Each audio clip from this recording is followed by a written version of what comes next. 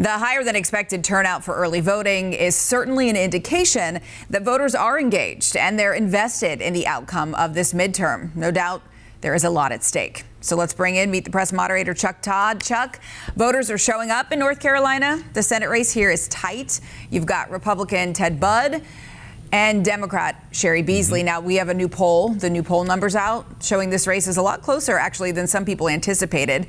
The Marist College poll, and we know that's traditionally been regarded as the most accurate, actually has the two in a deadlock, 44% to 44%. So what do we take away from these kinds of polls?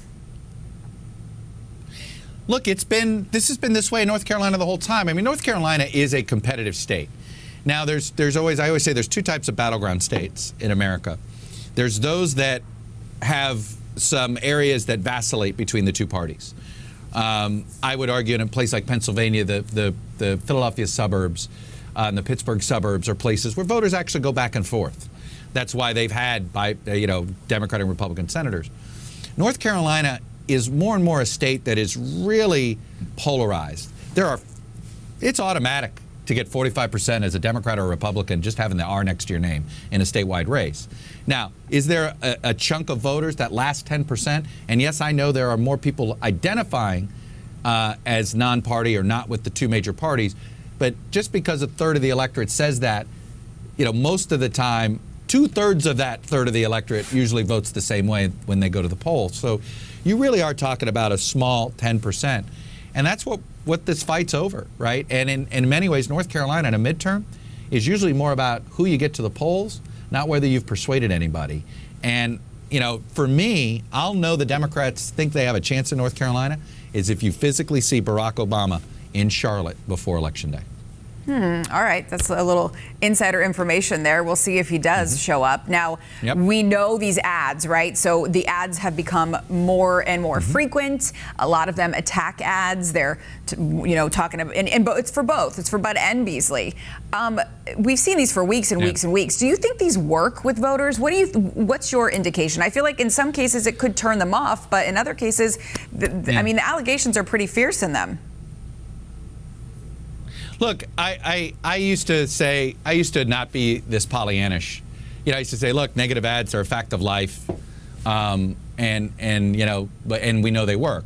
Well, they do work, and in fact, most people think about it. Most of the campaigns are being run about, the Democrats, they want to stop the Republicans from doing X. The Republicans want to stop the Democrats from doing Y. That is the closing message of pretty much every campaign in the country right now. And I'll tell you this, you want to know why people are cynical about American politics? You want to know why the public doesn't trust politicians? Because the politicians tell us not to trust them, right? I think these ads have been totally corrosive. I think that if you look at negative ads 20 years ago, they were more of a contrast, usually about issues. Negative ads today are very personal. Everything is accusatory, liar, you see all the time. So I do think the collective takeaway is this. Put it this way. I had a journalism friend of mine who was a stand-up comedian. He used to tell a joke. Imagine if beer companies used the same tactics that campaigns use. Nobody would drink beer anymore, right? Miller Lite says it's less filling, but what they don't tell you, Bud Light claims they do this, but what they don't tell you. And eventually people say, boy, I better not drink any beer. And I think a lot of people think, all these politicians are crooks. All these politicians are this. You know why? Because the politicians themselves pay for the ads making the case that they are. So I think it has a corrosive effect, and it's why we're so angry and polarized about so many of our political institutions. Interesting way to think about it, for sure. Chuck Todd, thanks so much. And remember that you can watch Chuck on Meet the Press this Sunday at 10 a.m. right here on WCNC Charlotte.